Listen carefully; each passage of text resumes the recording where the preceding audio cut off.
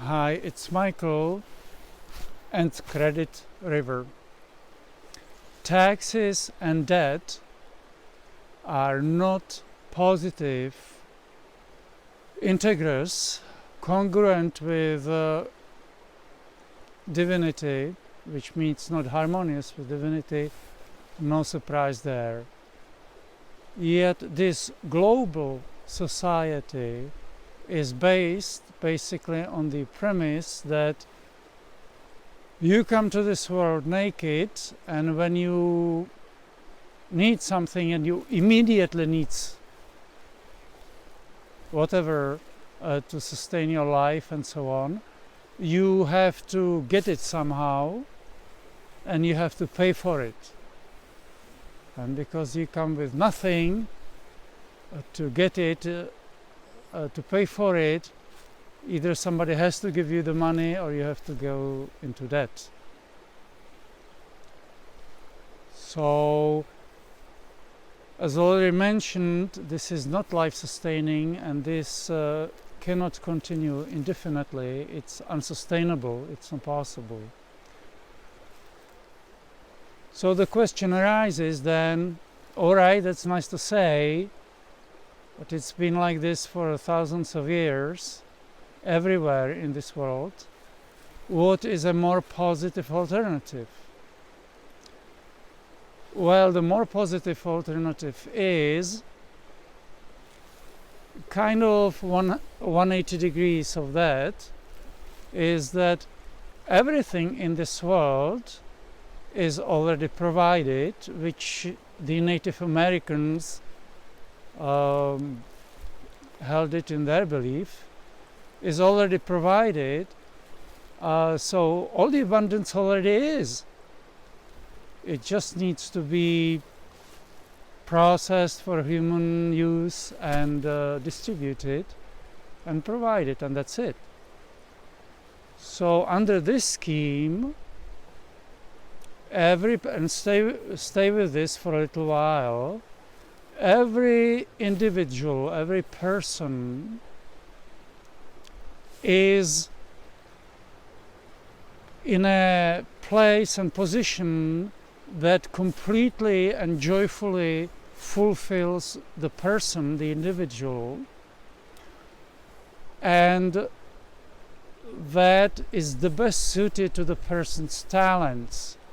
Thus, each person does what he and she love, and they do it not to get paid, but they do it because they love it and it brings them joy.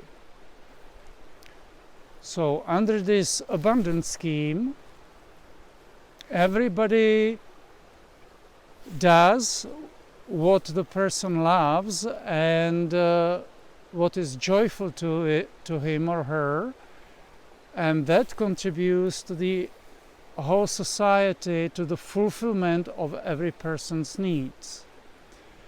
And what orchestrates all this is the so-called higher power, the divine presence, the true self, God, whatever you want to call it.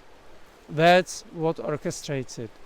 The divine presence, the higher power, exactly knows where everything needs to be in order to fulfill its maximum potential. And the fulfillment of the maximum potential brings joy, incredible joy. And what drives progress and inventiveness is more and more joy. Somebody has a talent in carpentry. Well, the person makes and designs cabinets, tables and chairs for other people, not for the money, but for the joy of it, and improves the design not to earn more money, but to get more joy of it, more fulfillment, more happiness. And then is more than happy to distribute it to people who need it. And in return, the person gets from The farmers who do it for the joy of farming gets food. From people who love making textiles get textiles. So everything under this abundance scheme is placed in its fulfilling place and does what is needed to fulfill the whole society. So everything works without money, without debt, without loans, without taxes. Now you may say this is utopia, this cannot be. Well, this can be and this is already, just not on Earth. So yes, for Earth, as this world is right now, it is utopia. So what is the point of talking about it if it cannot be here? Well, there is a big reminder in this, and it is this: the divine presence knows exactly what needs to be, what needs to occur for your maximum potential, for everyone's maximum potential to develop, to evolve, for your and everyone's joy and ever-increasing joy and health and better health. It just needs to be allowed to do so. This world is on purpose set up so you can choose to be either within the divine light, so to speak, to be aligned with the divine presence, or you can choose not to be, you can reject it. And when you reject it, yeah, you have it your way, but then shit happens. Suffering, pain, diseases, accidents, and other crap.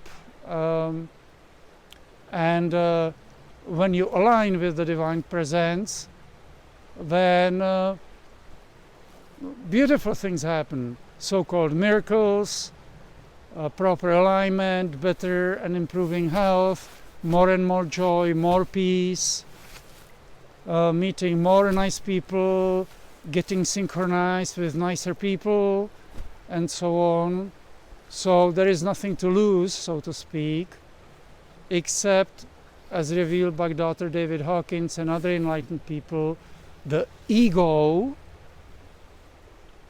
the human ego, doesn't want to give up its perceived rule, its perceived control, and it thrives on dramas and on games. So the ego by itself doesn't want to give up control, even though being in control means suffering, pain, debt, taxes, diseases, and so on.